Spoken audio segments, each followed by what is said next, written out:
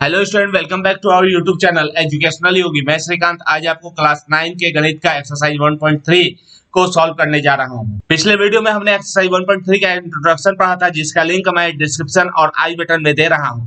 अगर आपने उस वीडियो को नहीं देखा है तो वहां पर जाकर के आप देख सकते हैं।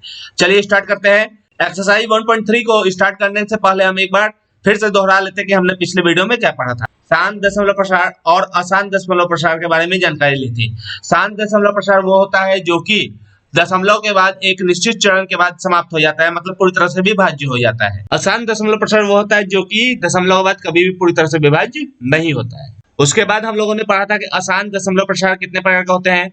अनवसानी आवर्ती और अनवसानी अनावर्ती। अनवसानी आवर्ती क्या होता है? आवर्ती का मतलब कि एक ही संख्या एक अपने आप को रिपीट कर रहा है। जैसे यहाँ पर 3333 मतलब 3 अपने आप को रिपीट कर रहा है, और यहाँ पर 142857 ये अपने आप को रिपीट कर रहा है। 142587 अपने आप को रिपीट कर रहा है। हम लोगों ने देखा था कि जब इस कोई संख्या अपने आप को रिपीट करे तो उसके ऊपर हम एक सीधा लाइन खींच देते हैं। इसका मतलब ये होता है कि 1 से लेकर के 7 तक की संख्या अपने आप को रिपीट कर रही है। ठीक है। इसके बाद हम लोगों ने पढ़ा था अनवसानी अनावर्ती। अनावर्ती में हम लोगों ने देखा था कि कोई भी संख्या अपने आप को रिपीट नहीं करती है, मतलब एक के बाद एक लगातार दूसरी संख्याएं आती चली जाती हैं।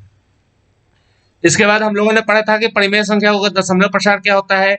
तो उसमें हम लोगों ने देखा था कि परिमेय संख्या का दशमलव प्रसार शांत दशमलव होता है या अनवसानी आवर्ती ही होता है।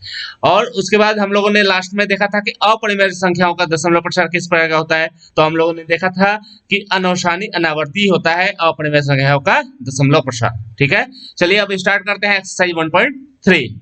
क्वेश्चन नंबर 1 देखते हैं क्या है। क्वेश्चन नंबर 1 है, निम्नलिखित भिन्नों को दशमलव रूप में लिखिए और बताइए कि प्रत्येक का दशमलव प्रसार किस प्रकार का है। पहला हमारा है 36/100। आप इसको डिवाइड दे करके यहाँ पे दशमलव के रूप में लिख लीजिएगा। देखिए यहाँ पे कितना आया 0.36। 0.36 आया, तो इसका मतलब क्या हुआ? इसका मतलब ये हुआ कि यहाँ पर ये एक निश्चित चरण के बाद समाप्त हो गया। जब ये एक निश्चित चरण के बाद समाप्त हो गया तो ये क्या कौन सा दशमलव प्रसार है? ये है शांत दशमलव। क्या है? शांत दशमलव। ठीक है। अब आते हैं दूसरे नंबर में। दूसरा हमारा क्या है? दूसरा है 1/11। 1/11 तो यहाँ पर डिवाइड देने पाएगा 0.0909। ठीक है। इस तरह से 0909 आगे बढ़ेगा, मतलब 09 के ऊपर एक बार है। ठीक है। तो इस तरह का दशमलव प्रसार कैसा होता है? ये होता है अनवसानी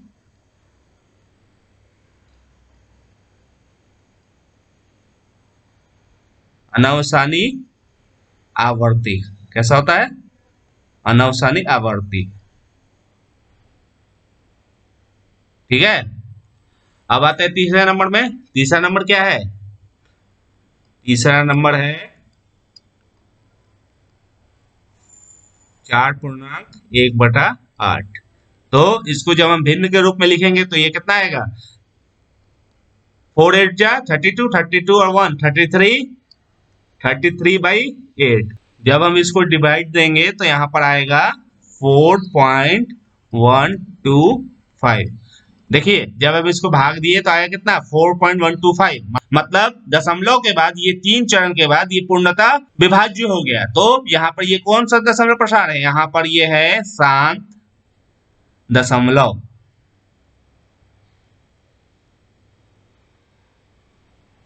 ठीक है। ये कौन सा दशमलव है? शांत दशमलव। उसके बाद हमारा चौथा क्या है? चौथा है हमारा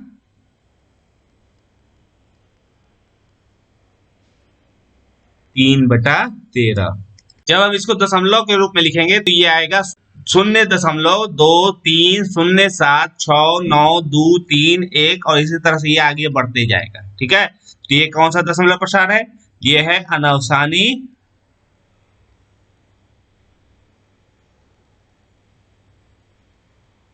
अनावर्ती।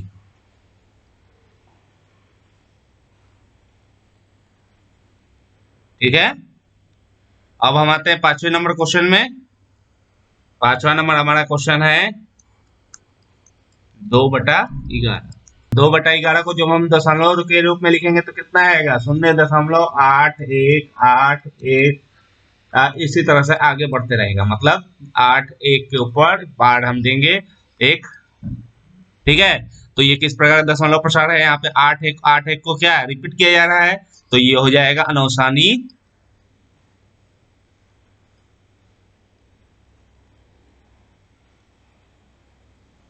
आवर्ती। ठीक है, अब हम छठा नंबर देखेंगे। जब हम इसको दशमलव के रूप में लिखेंगे तो आएगा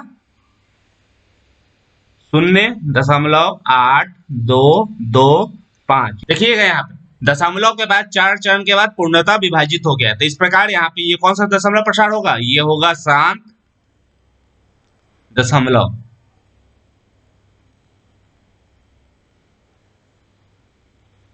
समझ में आ गया। इस प्रकार हम लोग देखेंगे पहला क्वेश्चन हमारा सॉल्व हो गया है। प्रत्येक को हम लोगों ने दशमलव के रूप में लिखा और उसका जो दशमलव प्रकार था उस भी हम लोगों ने बताया। ठीक है, किस प्रकार का उसका दशमलव प्रसार था। ठीक, अब आते हैं क्वेश्चन नंबर 2 में। देखिए क्वेश्चन नंबर 2 क्या कह रहा है, आप जानते हैं कि 1/7 बराबर 0.142787 के ऊपर बार है ना है, वास्तव में लंबा भाग दिए बिना क्या आप यह बता सकते हैं कि 2/7, 3/7, 4/7, 5/7 और 6/7 के दशमलव प्रसार क्या है, यदि हाँ तो कैसे। ठीक, तो हमको पहले ये बताना है कि क्या हम इसको बता सकते हैं, तो हम यहाँ पर लिखेंगे कि हाँ हम इसको बता सकते हैं। हम यहाँ पर पहले लिख लेंगे हाँ हम इसे बता सकते हैं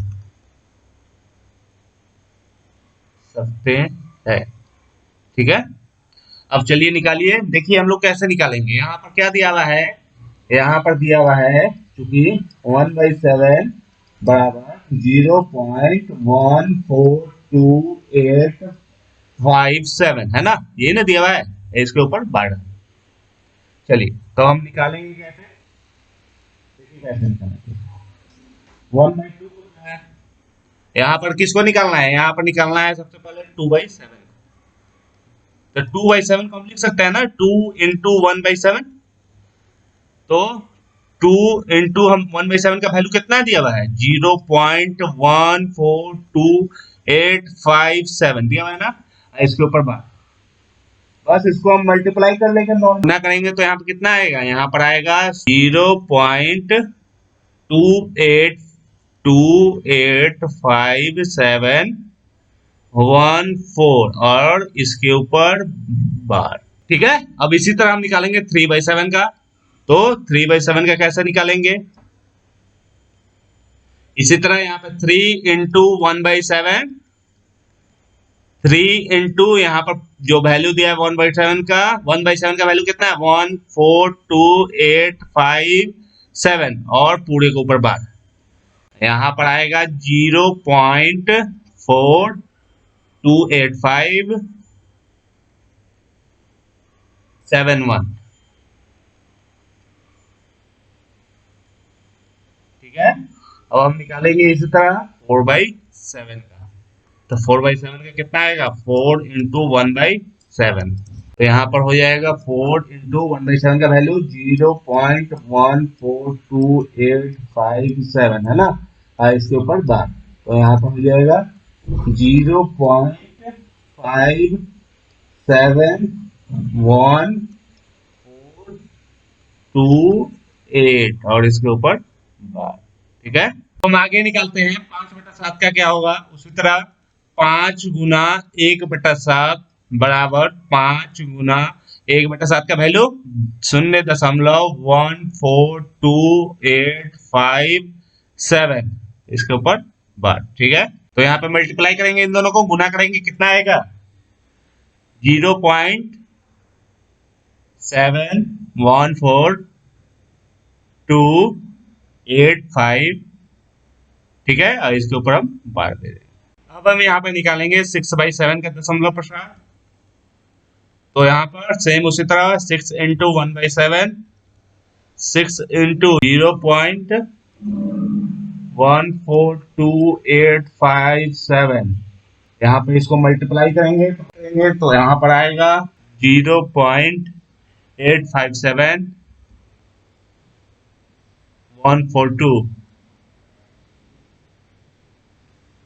ठीक है, धन्यवाद। आज के लिए बस इतना ही। नेक्स्ट वीडियो में हम लोग एक्सरसाइज 1.3 का क्वेश्चन नंबर 3 और 4 को हल करेंगे। पूरा वीडियो देखने के लिए बहुत बहुत धन्यवाद। लाइक करें, शेयर करें और सब्सक्राइब करें।